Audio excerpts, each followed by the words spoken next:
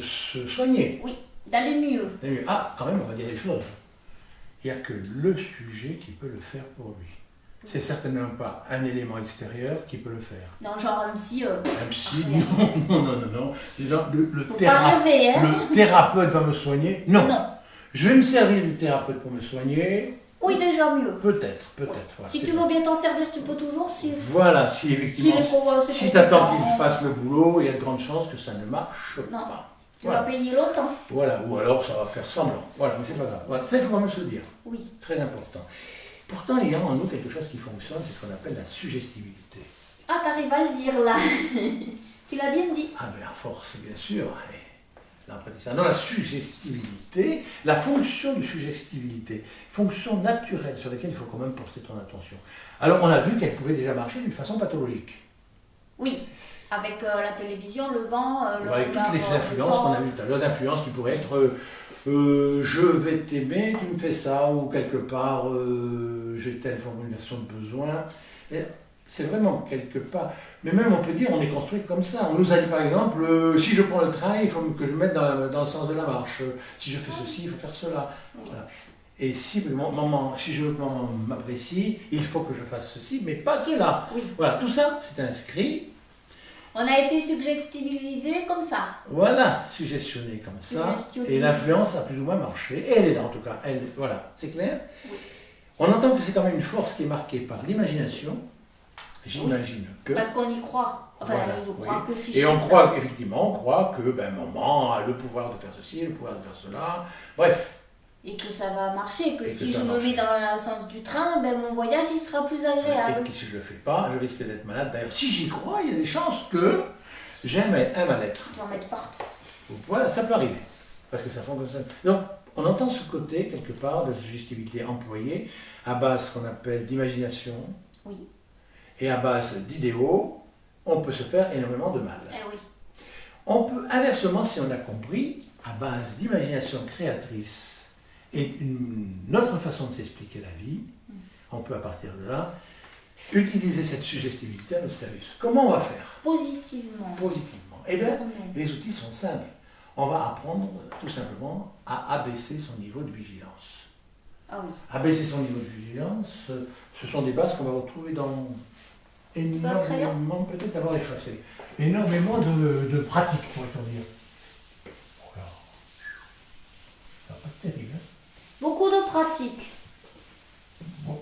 Beaucoup de techniques. Alors, qu'est-ce que t'en penses? C'est bizarre, hein, ce qui se passe là. Un nuage. Ça tourne là? On va travailler dans un nuage. D'accord. Ah mais ça va pas mal avec l'abaissement du niveau de vigilance. Bon, alors en fait, nuage. tout le monde connaît ces tableaux où on fait quelque part ce qu'on appelle des niveaux. Des niveaux. Et on va progressivement.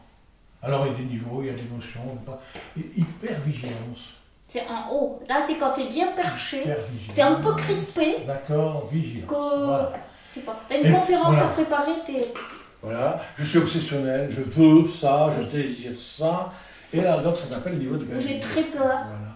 À un moment donné, si on se ressent un peu, si on ressent un peu ses pieds, si on se pose sur ses ressentis, on peut dire, tiens, j'abaisse un peu mon niveau et je deviens en vigilance. Vigilant. Voilà, on est déjà un peu plus calme. C'est déjà un peu plus calme, voilà. C'est déjà un peu plus calme dans la tête. Voilà. On peut même parler à un moment donné de relaxation. Relaxation.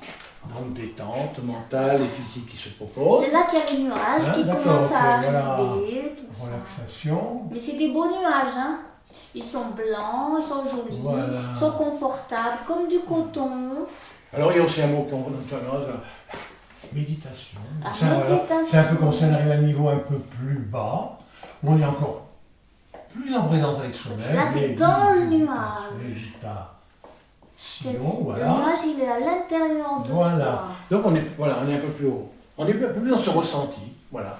Et contemplation, alors c'est contemplation, le mot est peut-être au moins un peu fort ou un peu connecté, Connoté quoi? Connoté.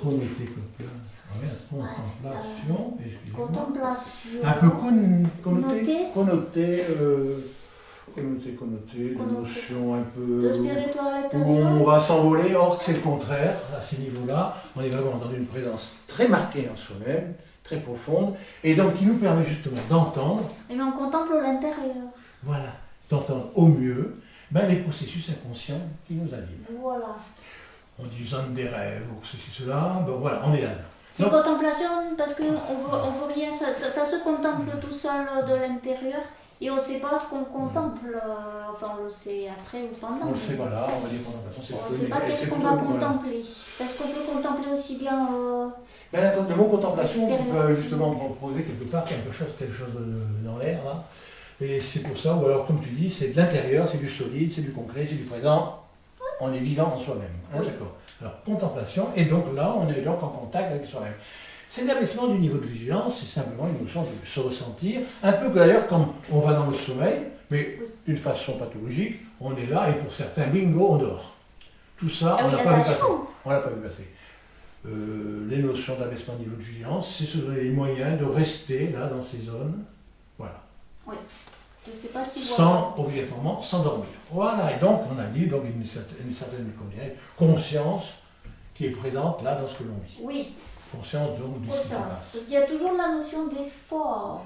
Voilà. Et d'effort, mais qu'il ne faut pas confondre avec la volonté. Voilà. Hein, on dit d'ailleurs une phrase comme ça, je pose délicatement l'attention sur et j'accueille ce qui vient. Donc il n'y a pas notion ni de volonté, ni de désir, ni d'espérance. Non, non. On se pose, on accueille. Donc ça, c'est à la portée de tout le monde. Tout le monde. Dès l'instant qu'on se pose, sur nos ressentis, progressivement. Et qu'on s'entraîne. Voilà. Et donc, là, en étant là, à ce niveau-là, il est certain qu'on peut mettre en place ce qu'on appelle des inductions. Une induction, c'est, je me dis à ce moment-là, quand je suis là, je vais de mieux en mieux. Et à ce niveau-là, effectivement, elle passera beaucoup plus facilement. Elle va s'intégrer au niveau de nos mémoires corporelles, émotionnelles, beaucoup plus facilement. Elles sont donc actives et elles vont modifier effectivement les mémoires négatives. En fait, elles ne les suppriment pas. C'est une notion d'équilibre. Voilà. Mais c'est comme ça que ça fonctionne pour tout être. Donc à un moment donné, je manque de lucidité, je suis de plus en plus lucide. Voilà. Je manque de positivité, je suis de plus en plus positif. Voilà. Parce que si on fait là-haut et qu'on dit je suis de plus en plus positif, c'est la tête qui veut. Surtout qu'on va dire je veux être de plus en plus positif parce que ça va, hein, je veux être. Alors là, ça ne risque pas. Là, ça va coincer, là, ça va. Si on abaisse son niveau, là, tout simplement, on se met dans le calme, on n'attend rien, on n'espère rien, et là, on se dit bon, allez. Oui. Puis ça repose en plus, ça redonne de l'énergie. Voilà. On répète, c'est à la portée de tout un chacun, dès l'instant qu'on prend contact avec le corps, qu'on ressent contact avec ses pieds, et ça y est. Oui, ça y est, c'est un peu comme un interrupteur, ça y est, on descend. Et si tu n'as pas de pied, tu peux te faire avec les mains. Et alors, c'est ça, c'est clair pour soi. Oui. Donc là, on met des inductions en place, et l'induction, effectivement, rééquilibre. Oui.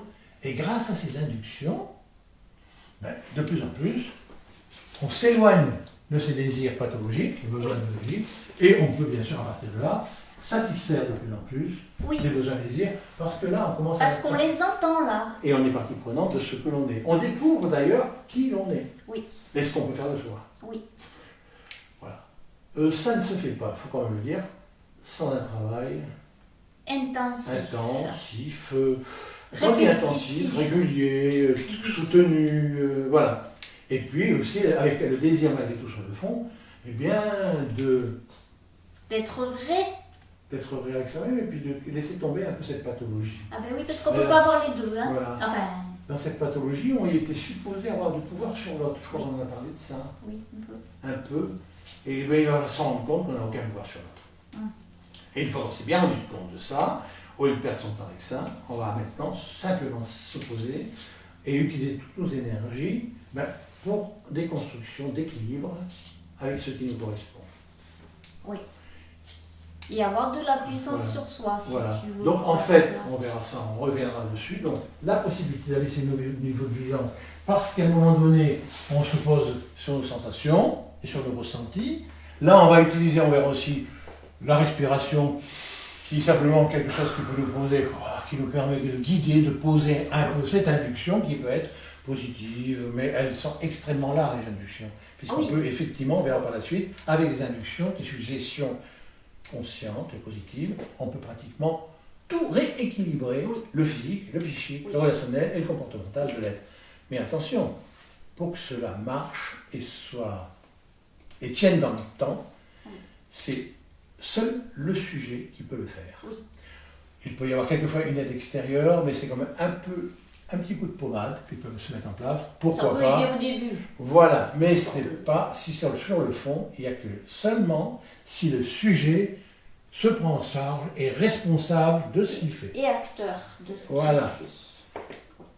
Bon, on a abordé ça pour l'instant. Ça existe, ça se travaille et ça marche. Oui, ça marche.